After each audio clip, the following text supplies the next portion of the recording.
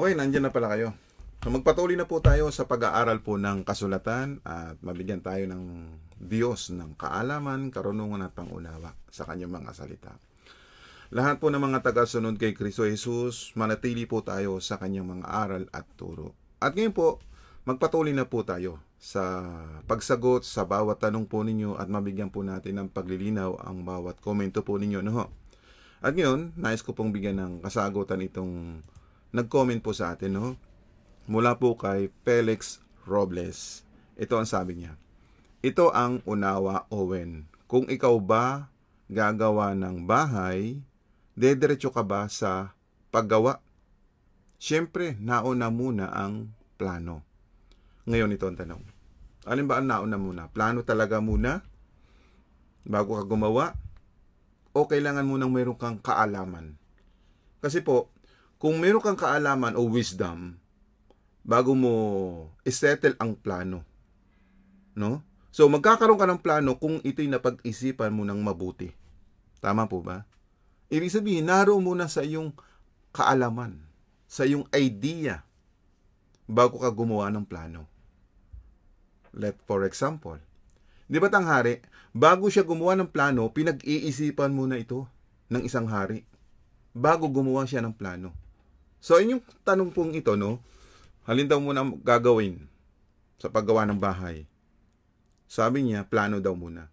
Hindi po magkakaroon muna ng plano kung wala ka munang kaalaman sa mga bagay na yan. Kasi po, kung wala kang kaalaman, basta gumawa ka na ng plano, pwedeng pumalpak, pwedeng masira, pwedeng ikapahamak mo.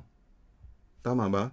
So, ngayon, punta tayo sa kasulatan. Bigyan po natin ng paglilinaw.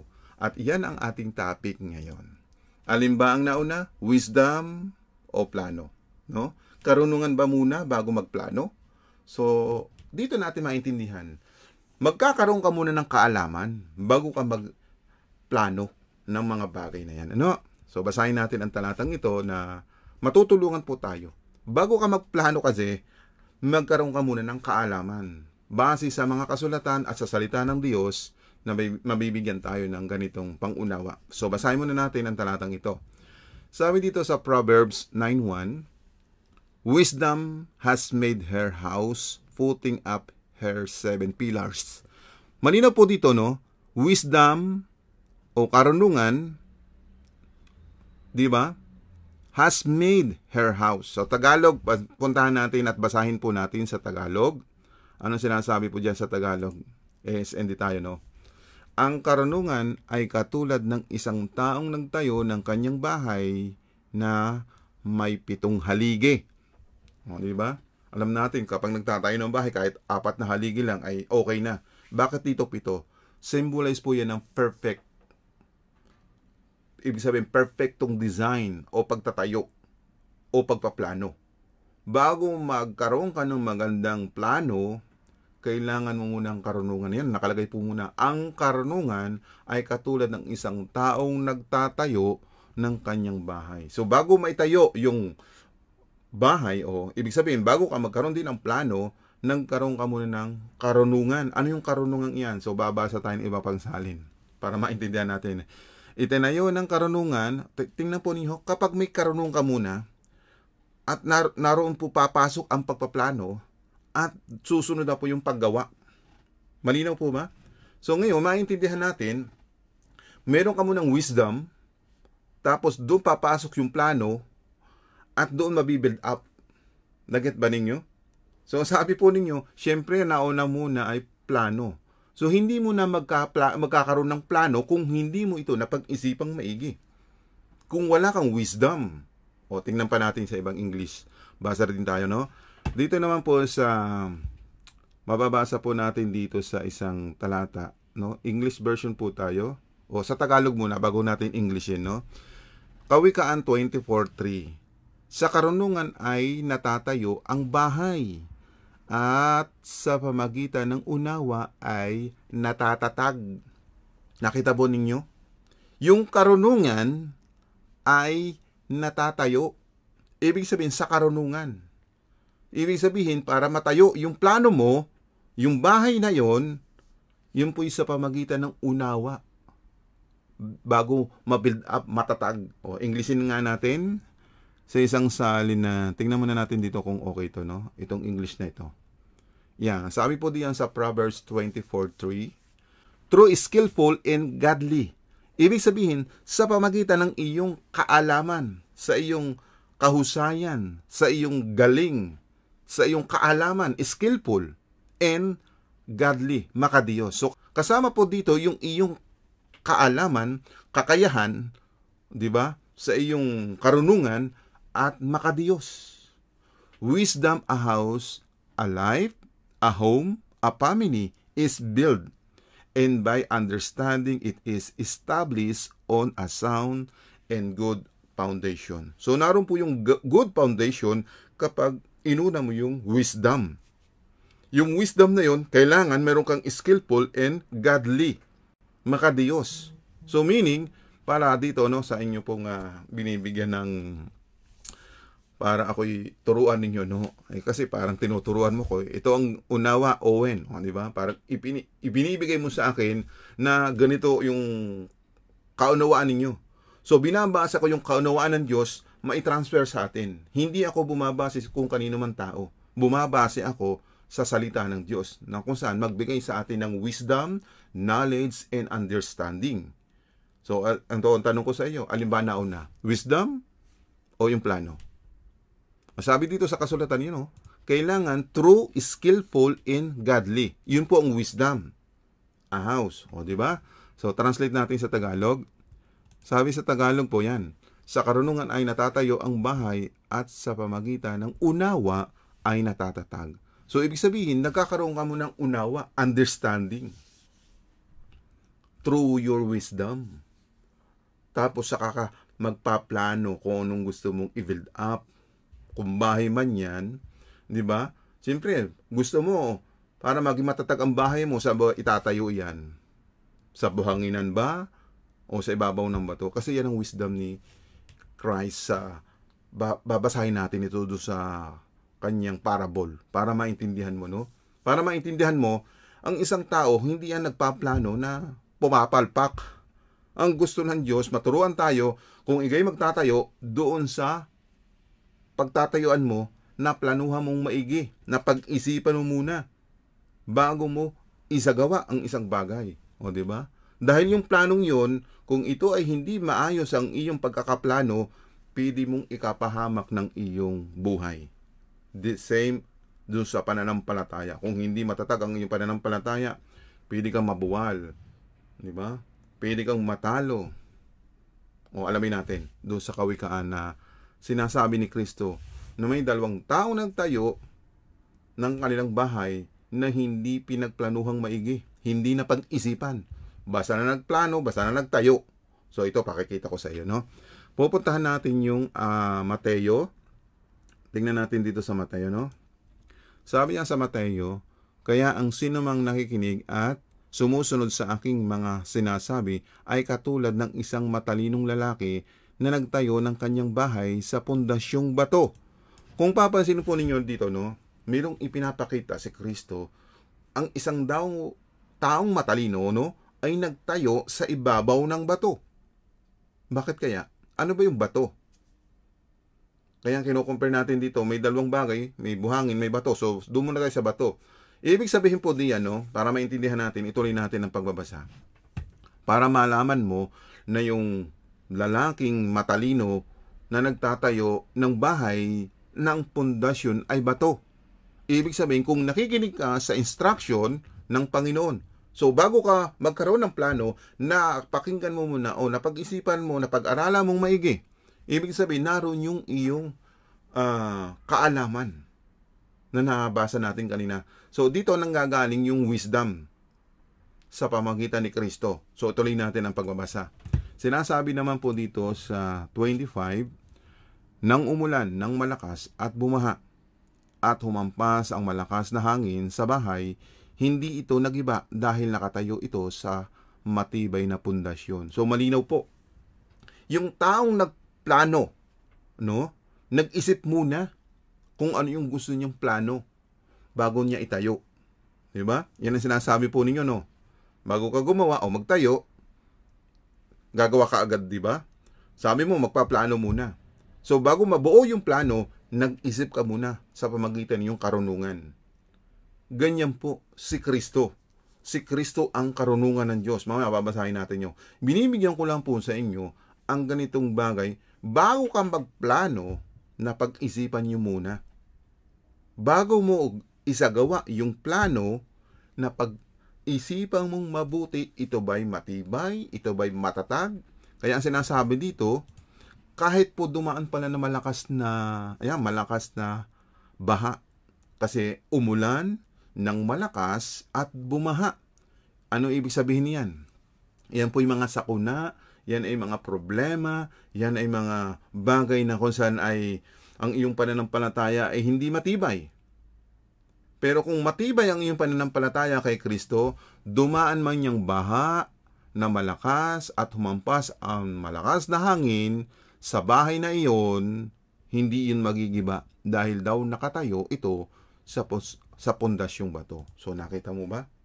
Yan ang magandang plano na pag-isipan mo mauigi. Di ba? Parang ganito. Bago ka sumampalataya, bago mo puntahan ang isang grupo, yung ba'y matatag ang kanilang pananampalataya, huwag ka sama ng sama. Malay mo ay mahina pala ang pananampalataya yun, mapahama ka. Yan ang sinasabi sa susunod na pangungusap. Ituloy po natin. Sabi po dito sa isang talata sa Mateo 7:26, ngunit ang sinumang nakikinig sa aking mga salita, pero hindi naman ito sinusunod, ay parang taong hangal na nagtayo ng kanyang bahay sa buhanginan. Kung napansin po ninyo, kailangan muna makinig ka doon sa instruction bago mo gawin yung plano. Oo, nariyan yung plano nga na gusto mong gawin. Pero pag-iisipan mo maigi, ano yung planong yung gagawin mo? Kaya ang sinasabi diyan, no? Ngunit ang sinumang nakikinig. So, kailangan naroon muna ang pakikinig mo sa mga salita ni Kristo. Kung ito'y sinusunod mo, kung hindi mo man ito sinusunod, ay para kang taong hangal na nagtayo.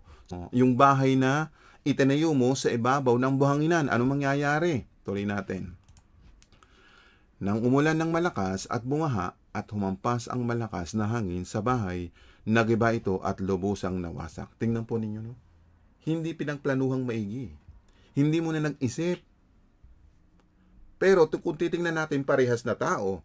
Parehas nag-build up. Parehas din nagplano. Nakita mo? At parehas din dumating yung sakuna. Umulan, bumaha, hinampas ng malakas na hangin. Parehas dinaanan. Sino ang nakatayo? Yung nakatayo sa ibabaw ng bato, hindi nabuwal. Samantalang yung nagtayo sa ibabaw ng buhanginan, nabuwal. Bakit? Kasi nga, ang plano, kung iniuno mo yung plano na hindi mo pinag-isipang maigi, babagsak ka. So, ganun din sa pananampalataya. Pag hindi mo inalam ang plano, ibig sabihin, kaalaman at karunungan mula kay Kristo, lalo na itong ating pag-aaral na ito, pag hiwalay ka sa aral at turo ni Kristo, mabubuhal ka rin. Ikapapahamak ng iyong kaluluwa. O nakita mo ba? So ngayon, para maintindihan natin, alin pa nauna? Karunungan o plano? So dito natin i-describe sa pamagitan ng kasulatan. Nauna muna ang karunungan bago ang plano. So pansinin natin ang talatang ito, no? Sabi dito sa talatang ito na ating mababasa, puntahan natin itong ito po, ayan. Sa 1 Korinto 1:24. Ngunit para sa mga tinawag ng Diyos, Hudyo man o hindi Hudyo, si Kristo ang siyang kapangyarihan at karunungan ng Diyos. Kung Hudyo ka, kung hindi ka Hudyo, kung meron tayong kaalaman sa ganitong bagay, dapat mong malaman, si Kristo ang karunungan ng Diyos. Napansin ba ninyo? O bakit? Tingnan nyo po. Kung may plano ang Diyos na lumikha ng mundo, na mga universe, na mga bagay, di ba? May plano silang gagawin yon. Alin ang nauna? Di ba't si Kristo? Siya yung karunungan. O, tingnan natin sa Aklat ng Kawikaan, no? Ang sabi dito, no, para maintindihan natin. Kawikaan sa chapter 8:30. Sabi dito, katulad ko'y arkitekto na sa tabi ng Panginoon. Ako ang kanyang kasiyahan sa araw-araw at lagi naman akong masaya sa piling niya. Tingnan niyo po ang arkitekto. Bago niya gawin, no? Yang arkitektong yan, nag-isip muna ng mga bagay na lilikhain. Tingnan niyo po, balikan natin yung 28. 29 to 30 na po yan. Ano? Sabi diyan, naroon din ako nang likhain niya ang mga lupa. Tingnan, ito yung ginagawa na ang mundo. Yan ba'y nauna ba ang plano? Ito'y binibuild up na. Binibuild up na ng Ama at ng Kristo, nung anak. Tinatawag na arkitekto po yung anak. Kaya makikita natin dito, sinasabi diyan na naroon din ako nang likhain niya ang mga ulap, nang palabasin niya ang tubig sa mga bukal mula sa kalaliman, nang ilagay niya ang hangganan ng mga dagat upang hindi ito umapaw, at nang ilagay niya ang mga pundasyon ng mundo. Katulad ko'y arkitekto, nasa tabi ng Panginoon. O di ba? Ibig sabihin, ang co-creator ng Ama ay yung kanyang anak. Di ba? Co-creator ng Ama yung anak sa paglalang. So ngayon, napansin ba ninyo? Na iyang kasama ng Ama, bago na-build up ang mga bagay-bagay sa universe, sa mundong ito, ang sabi po dito sa unang Korinto, ngunit para sa atin na tinawag ng Diyos, kung kinikilala mo si Kristo, kung Hudyo ka man o hindi ka Hudyo, si Kristo ang kapangyarihan at karunungan ng Diyos. Nakita ba ninyo? Bago ho ma-build up ang mundo at lahat ng mga bagay, si Kristo ang pinagmulan. Diba?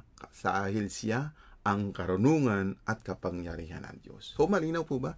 So, mas nauna po yung karunungan, yung wisdom, bago yung sinasabi niyong plano. So, kaya itong ating naging topic, itong tanong ko sa inyo, alin ba ang nauna? Wisdom o plano? Ayon po sa inyong pagkaunawa, ay plano ang nauna. You know? Siyempre, nauna muna ang plano. So, ngayon, napapag-aralan natin sa kasulatan, mas nauna muna yung wisdom bago diretso yung ipaplanong nasa ayos. Hindi papalpak. Hindi masisira.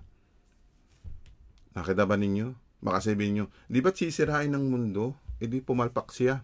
Alam nyo po, hindi po para sirain ng Diyos, kundi may nang angkin ng mundo. Sinong nanirahan sa mundong ito? Sa halip na tao ang tumira. Bakit? Tinirahan ito ni Satanas. Kaya ibig sabihin, inangkin niya yung mundo. Kaya ang naghahari dito sa mundong ito si Satanas. So, kailangan alisin yun. Dahil dinungisan. Kaya po, ang Diyos ay gagawa ng panibagong langit at panibagong lupa para tirahan ng tao. Nakita ba ninyo? Baka mag-isip kayo, di ba kung nagpaplano ang Diyos, dapat hindi ang masisira? Alam niyo po, kapag may sumira ng plano ng Diyos, ibig sabihin po ba, meron bang plant A, plant B ang Diyos? Hindi po ganun. Ang gumagawa lang ng haba, nagdesisyon ka. Gagawin mo isang bagay yon, pero nagkambya ka. 'Di ba? Nagpalit ka ng desisyon. Itong aking unang plano ay hindi ko susundin. Ito ng pangalawa. 'Di ba? Ganun ang desisyon ng tao. Ang Diyos hindi po ganun. Kapag kinuha mo isang bagay, hindi niya binabawi. Iyon na yan. Pero ang Diyos makapangyarihan. Kaya niyang gumawa uli ng isang bagay. Yun ang ibig kong sabihin. Huwag po kayong gagawa ng kaisipan na kung saan ay nagplano ang Diyos ay pumalpak pala. Hindi ho ganun. Ang plano na sinasabi dito ating pinag-aaralan ay isang bagay na para maintindihan ninyo. Na hindi mo na mauna ang plano, kailangan mauna muna yung karunungan bago yung plano at pagtatatag. Tingnan natin sa kasulatan. So ganun po, may proseso. Ang Diyos nagkaroon muna ng kaisipan na ganito ang gagawin sa kanyang plano. At yung planong iyon, isasagawa. O puntahan natin. Baybayin natin ang pag-aaral na ito. No? Sabi dito sa 3:11, Epeso 3:11, no? Ito ang plano niya sa simula pa lang. O, tingnan nyo ha.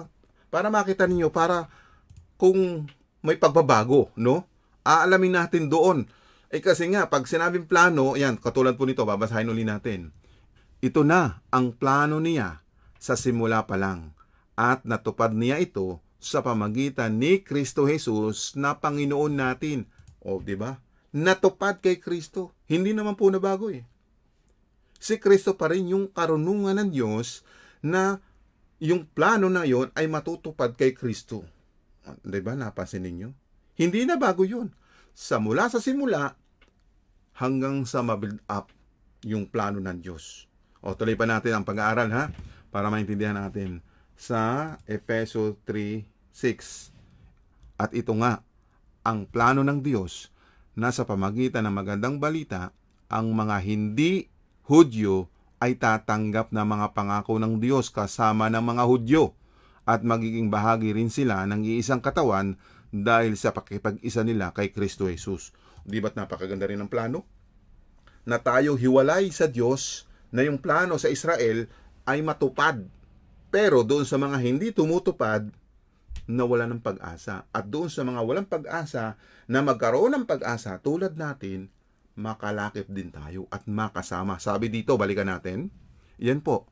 Sabi dito, ang mga hindi Hudyo ay tatanggap na mga pangako ng Diyos kasama ng mga Hudyo at magiging bahagi rin sila ng iisang katawan dahil sa pakipag-isa nila kay Kristo. Di ba? Yan ang dapat mong malaman. Kasulad po ninyo, yung ating napapag-aralan, nagko-komento ko po kayo sa akin, yung bagang Sabat ay ihiwalay baga yun sa 10 utos? Sabi nung isa ay, yun daw ang original. Pag original, hindi yun aalisin. At yun ay dapat matupad. Kaya nga, pinapaliwanag ni Kristo na tayo ay tumupad sa kanyang mga utos. Tuloy natin ha, para makita pa natin ang paglilinaw. Dapat yung malaman ang pagpaplano ay ito para maunawaan ang kanyang lihim na plano na nais niyang matupad sa pamagitan ni Kristo. Nakita ba ninyo? Naroon muna yung karunungan at sabi diyan para maunawaan ang kanyang lihim na plano na nais niyang matupad. So yung plano matutupad, maisasagawa sa pamagitan ni Kristo. Tuloy pa natin sa Efeso 1:10. Pagdating ng itinakdang panahon, yun po ang plano. Nakatakda na yung plano. So, i-build up na lang sa pamagitan muna ng karunungan kay Kristo. So, si Kristo, para maintindihan natin, siya ang karunungan. At yung plano ng Diyos, para matupad, dahil sa kay Kristo, dahil siya ang karunungan. Sabi dito, pagdating ng itinakdang panahon, yan ho, malinaw po, pagdating po ng takdang panahon, dun isasagawa yung plano. Ang sabi bala ninyo, ang mauna plano, hindi. Magkakaroon muna ng ganitong setup because of wisdom of God through Christ bago yung plano ay isagawa at matutupad kay Kristo. Balikan natin ang talatang ito. Pagdating ng itinakdang panahon at ang plano niya'y pag-isahin ang lahat ng nasa langit at nasa lupa at ipaisailalim sa kapangyarihan ni Kristo. Di ba? Babalik din sa wisdom. At yung planong iyon, nagiging matagumpay because of wisdom of God kay Kristo. Ngayon, alin ba nauna? Plano ba muna? Wisdom muna, bago yung planong isasagawa. Tuloy natin, sa pag-aaral ng kasulatan. Kaya, maiintindihan natin, ang bagay na yan, yung sinasabi po ninyo, yan, pagdating ng itinakdang panahon at ang plano niya'y pag-isahin. Di ba? Pag-iisahin. Ibig sabihin, magkakasama na yung mga Hudyo at hindi Hudyo yung nakatara sa langit, mga anghel. Pag-iisahin na magkakasama-sama doon sa langit. Ang gusto pala ng iba, pagtuturo, mauna daw muna mga hintel, mga banal, bago daw yung mga hindi Hudyo, ang mga Hudyo. Mali po ang ganung setup kasi nga po, mali yung aral nila Si Kristo yung karunungan para makita natin yung plano ng Diyos sa pamagitan ng karunungan which is sa ating Panginoon Kristo. So, yung plano may isa sa katuparan sa pamagitan ni Kristo. So, hindi mo na mauna yung plano. Mauna mo na yung Kristo na pag-isipan na para yung plano na isasagawa ay maging matibay, maging maayos. So, ganun din po. Sa ating pananampalataya, para maging matatag, maging matibay, aralin mo yung salita ni Kristo. Nasa aral at turo ka ba ni Kristo? Kung hindi, makinig ka dito sa ating channel, matadagdagan ng iyong kaalaman.